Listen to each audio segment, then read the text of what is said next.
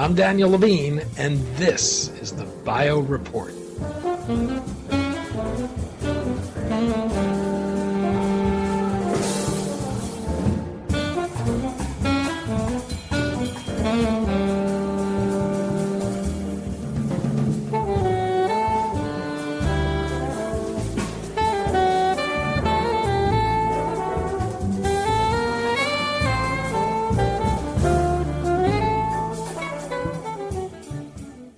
Promising drugs can become abandoned or underused because of tolerability issues, poor drug-like properties, or other fixable limitations, even when there's already compelling human evidence that they work. PureTech Health starts with an unmet need and human pharmacology, then systematically dissects and solves the specific liabilities of discontinued drugs to unlock breakthroughs in an approach that has proved to be a highly efficient means of value creation. Elenko, president and co-founder of PureTech, discusses the company's disciplined approach to drug innovation around rescuing promising but discontinued therapeutics, its hub-and-spoke structure, and how this model can neutralize emotional bias, enforce clear success criteria, and turn partially de-risked assets into commercial successes.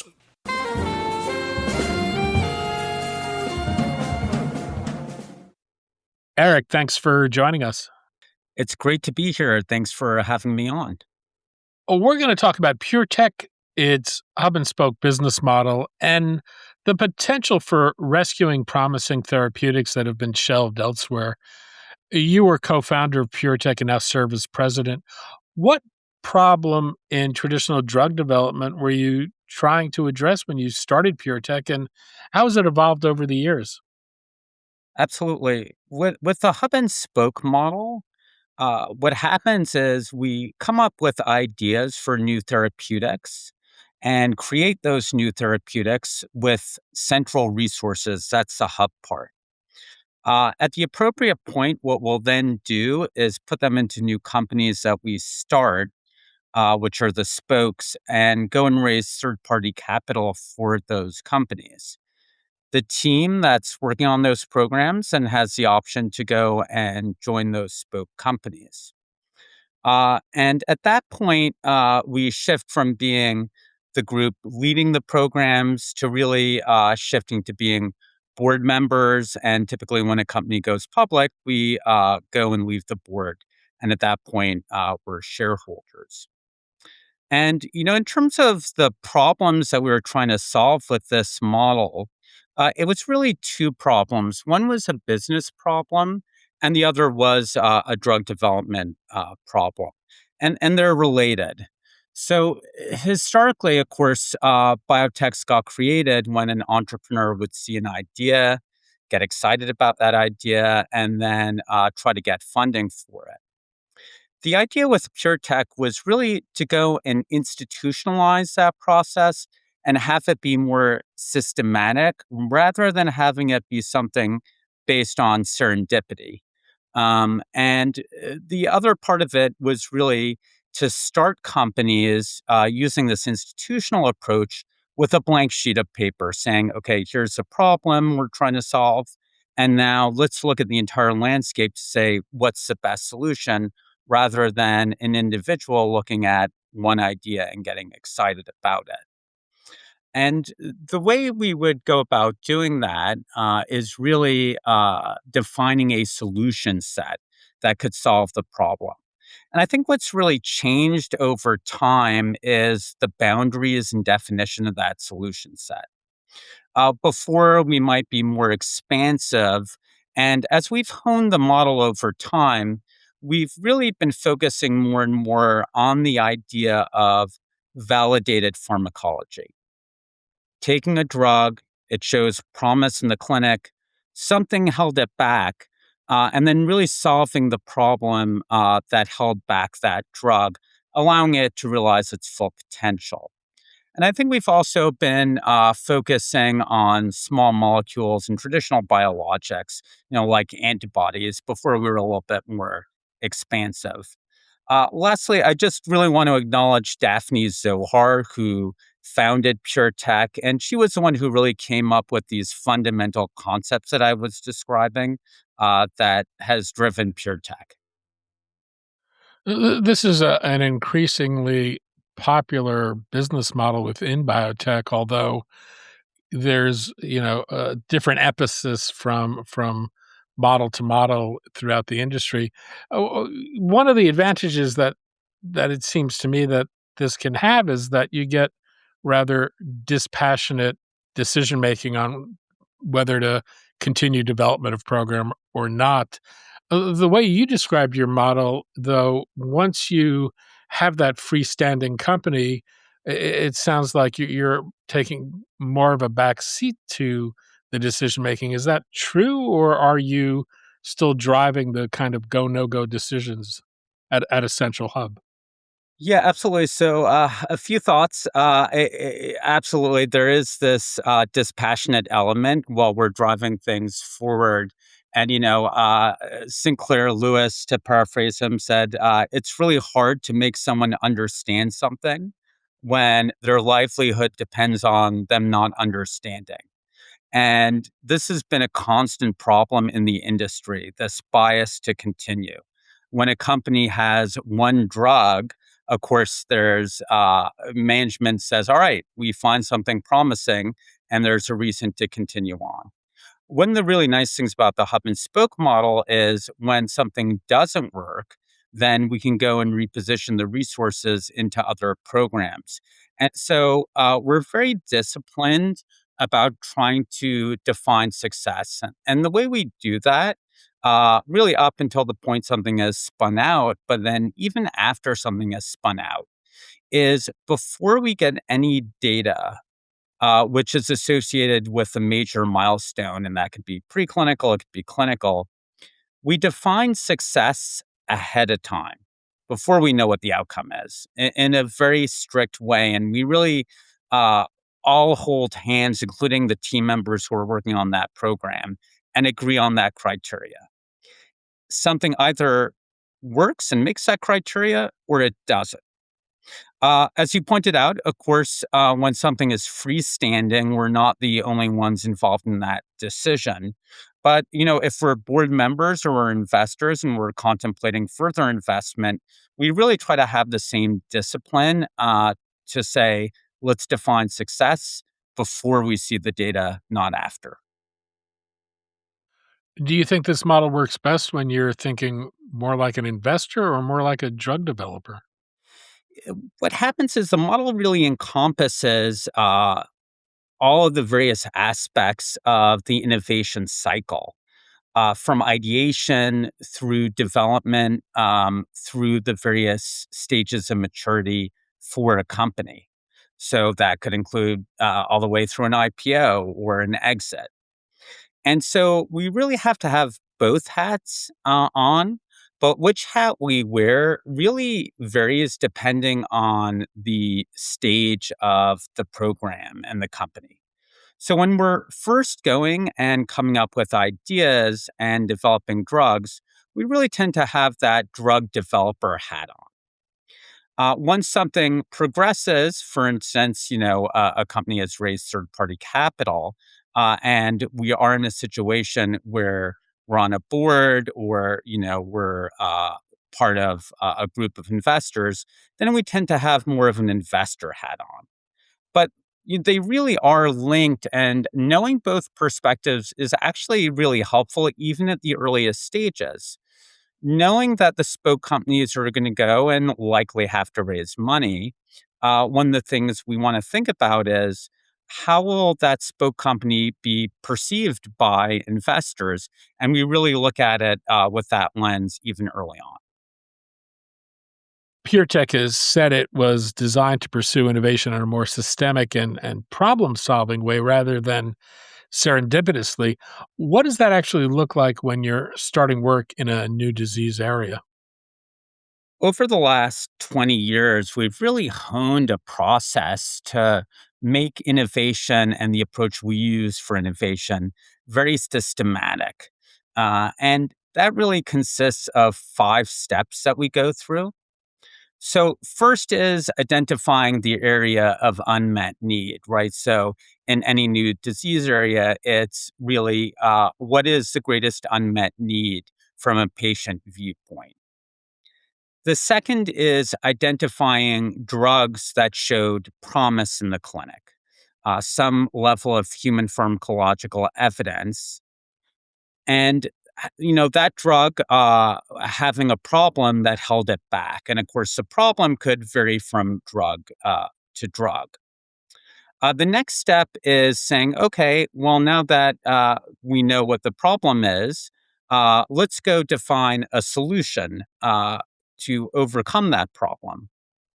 And then the last step in the process is going and actually saying, all right, we think we have the solution for the problem. Now let's go ahead and enact it and test it.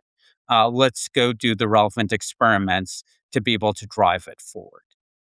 And so overall, what it ends up looking like is once we come up with an idea and identify the drug we want to work on, we take a drug that's clinical, bring it back preclinically to go and show that we can overcome the problems associated with the drug that held it back, and then drive it back into the clinic. When people hear about AI-enabled drug rescue, they may imagine a black box that spits out winners. From your vantage point, what does AI really do and not do in your process today? Absolutely. And we do see it as an important tool that really could help accelerate our overall process. After really going through a lot of uh, different, kind of scrutiny and looking at a number of different possible groups and solutions, we were very fortunate to connect with a company called BioOptic, led by Andre Dobry. And the way we use AI and we're collaborating with BioOptic really is to look at it as a force multiplier. It's going about our process of innovation that we've honed over the years, but being able to do it in a more accelerated fashion.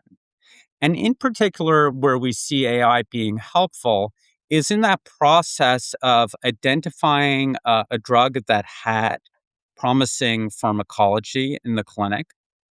And then the other part is really identifying what held that drug back. The actual solution right now, in terms of how do we take that drug and come up with whatever the appropriate solution is to allow that drug to realize its full potential, that key scientific insight step is something that we are doing ourselves without AI. But the way we really look at it is instead of having 100 analysts, it's having this agentic AI that can crunch through very large amounts of data quickly to be able to accelerate the process. Well, I want to talk about the Covency story, which is so compelling. Lilly was developing a drug, zomeline, for Alzheimer's disease, but shelved it in the 1990s because of side effects. How did PureTech come to recognize its potential as an antipsychotic? That's right. Your background around snowmoline is exactly correct. It really came about through the innovation process that I was describing to you. So we became very interested in schizophrenia, given the extremely high unmet need that exists for patients, and it was came out of a brainstorm we were having as we were deep diving into the area, and it really emerged that xanomeline was an extremely promising drug. And the mechanism of action was also very promising based on the human data that had been derived to date. And that really does follow the process of start with the unmet need, in this case, schizophrenia and better drugs for schizophrenia, and then identifying the drug. In any one process, as you can imagine, we're looking at a lot of potential solutions and opportunities. And everyone who was involved very quickly honed in on xanomeline just because the human data was so compelling. And that's something in the case of a disease like schizophrenia, where the pathophysiology isn't known, that human data, while it's something we really rely on across the board, is even more important. Cobenfy is a combination product that pairs xanomeline with trospium, an off-patent drug. How did you arrive at that combination to mitigate side effects like nausea or vomiting? Yeah, absolutely. Basically what happened is we identified the problem associated with xanomeline. And again, it's always that very systematic process. Okay, here's a drug that looks promising. Now, what's the problem with it? It's exactly what you said, which are these side effects. Well, now what's causing those side effects? And in this case, it was binding to receptors not only in the brain where it was having a therapeutic effect, but outside the brain, and binding to receptors in the periphery of the body. And so now we're like, okay, now here's a problem. How do we solve that problem associated with this peripheral receptors? And so we're brainstorming. We're like, oh, of course, what we can do is block those receptors with another drug, an antagonist. And we thought, okay, there are going to have to be certain characteristics that drug has. For instance, it can't cross the blood-brain barrier. And so again, it really all comes from this very systematic process of uh, breaking down the problem and then looking for solutions. So Cobenfy was approved in 2024. It was the first in a new class of drugs and was viewed as a major breakthrough, the first new drug to treat schizophrenia in adults in 3 decades. What do you think you were able to succeed where Lilly didn't? Yeah, and Lilly is an amazing company, incredible scientists, a great track record of success. I think the fundamental issue is my understanding of what Lilly was trying to do was really a medicinal chemistry approach and a very traditional medicinal chemistry approach. And xanomeline works on muscarinic receptors, and there are different subtypes of muscarinic receptors. And they were trying to go and develop drugs that were more specific for specific muscarinic subtypes. And it turns out that the main binding site, the orthosteric binding site of these receptors, is highly conserved. And so that was a very challenging medicinal chemistry problem. And we were willing to think outside the box in a way that really enabled the success of this drug. Um, but, I think that that's something where our feeling is always, all right, what's the simplest solution, right? How do we solve what's holding back a drug? And it's always bespoke to each compound. And we're always looking for the way that can really accelerate its development. PureTech established Karuna to develop what became Cobenfy, and Bristol Myers Squibb acquired Karuna for $14 billion in 2024. How did the hub and spoke model enable that outcome, particularly in terms of fundraising and deal making? Yeah, I think it was really key because Karuna really existed best as an independent company, as a spoke. And what that really enabled was two things. One was the ability to attract capital that was required to take the drug through its full development cycle.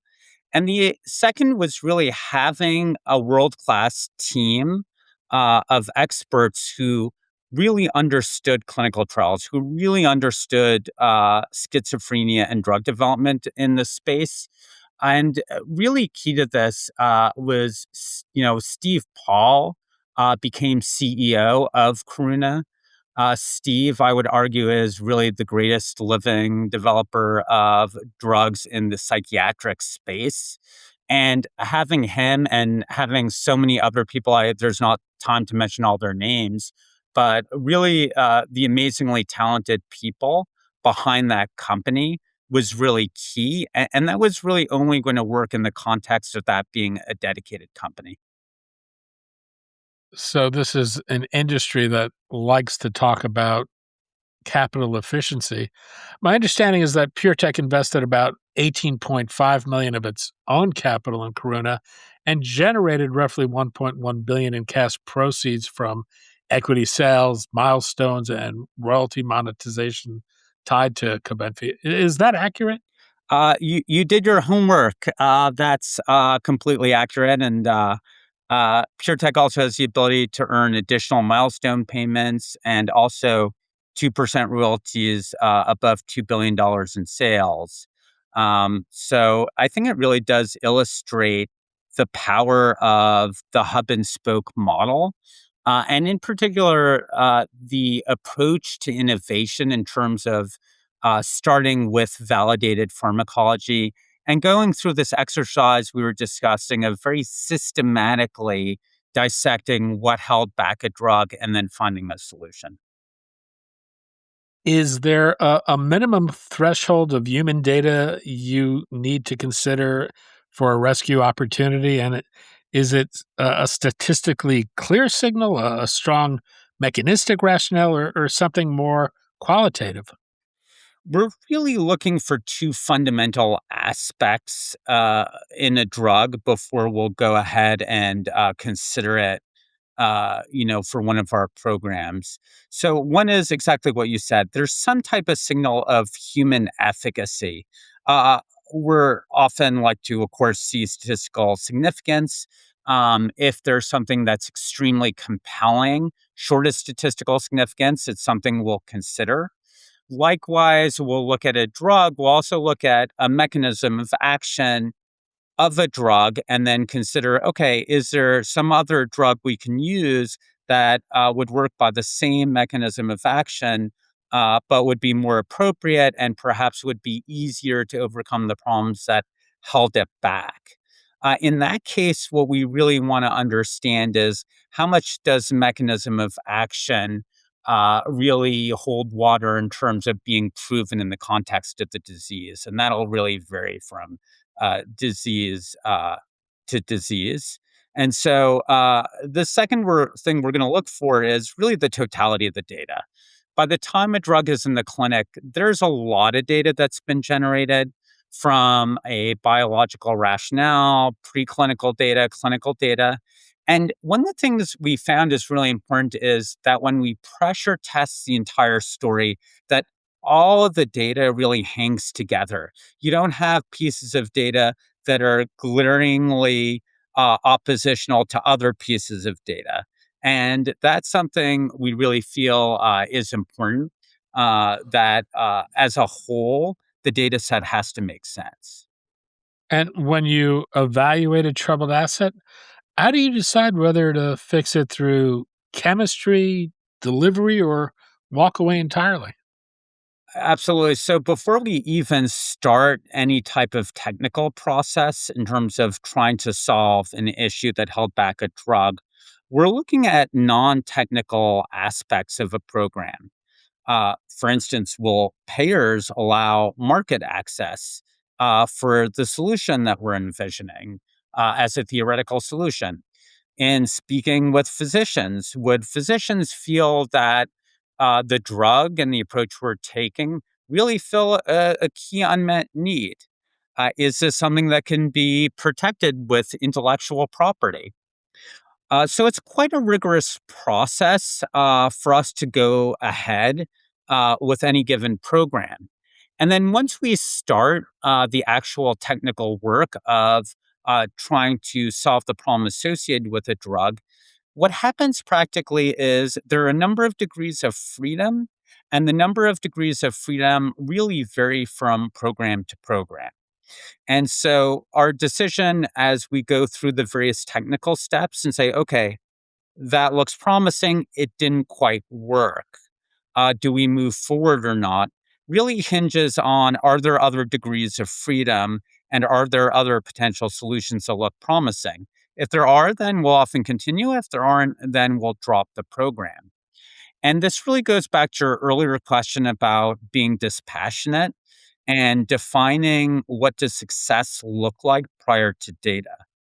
And because we're starting with known pharmacology, we'll typically have a set of specs that we know we need to hit, both based on the commercial work, think about a target product profile, as well as the technical requirements we think are needed for the drug to be active.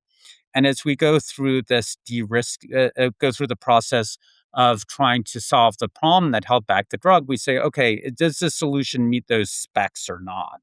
If yes, fantastic, let's go forward. If no, is there another viable path forward? And if there is, great. And if there's not, we move on.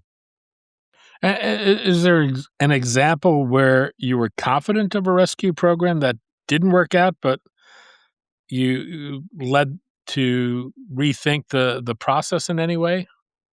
As we go through and are developing these various programs, one of the things we try to do, and a key learning for us, is really to define what we call these killer experiments really early on. For instance, what's the most important spec, if you will, that we're trying to define and then solve for in a drug?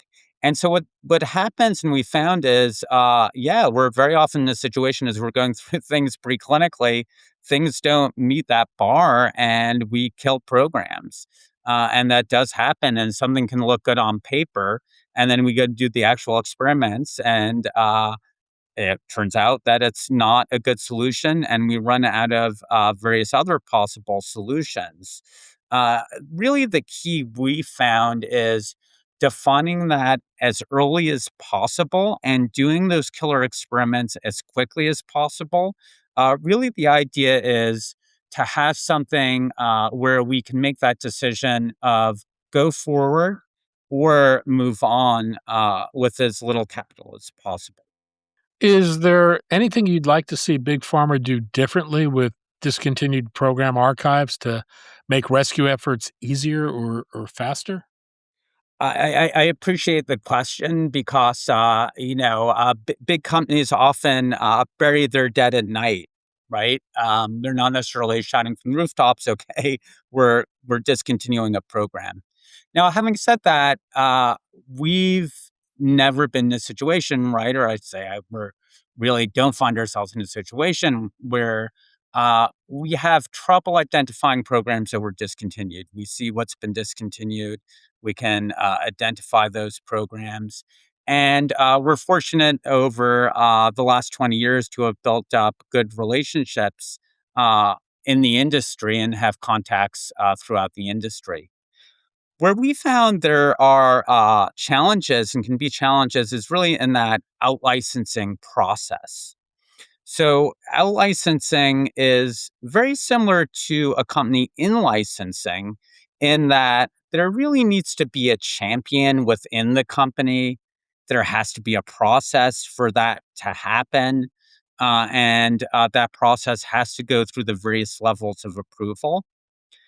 As you can imagine, when you have a drug that's sitting on the shelf, uh, that doesn't necessarily exist. There isn't necessarily a champion who's willing to say, I'm going to take on this process of out licensing this drug. And that can actually present challenges. Now, of course, it's completely understandable, though, why big companies go and they have these processes in place. And it makes a lot of sense. When you have tens of thousands of employees, of course, they can't all just do what they'd like to in a very autonomous way. There has to be coordination, there have to be processes, and there has to be that corporate discipline. And so it's completely understandable why bigger companies go and have these processes that exist. Eric Elenko, co-founder and president of PureTech. Eric, thanks so much for your time today. It's been fantastic talking with you. Thank you so much.